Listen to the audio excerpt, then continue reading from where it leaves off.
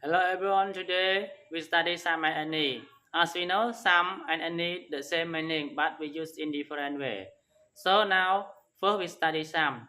Sam, we use Sam in positive and question.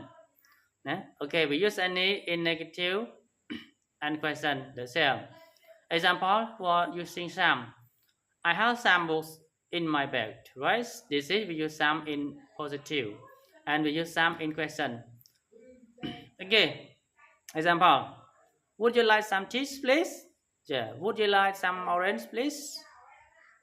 Can I have some water? Can I have some cheese? Okay. Yes. How about any? Do you have any books? Does you have any children? Do they have any cows? They don't have any cows. Yeah. She doesn't have any children. Okay. Thank you. Finish. That's all.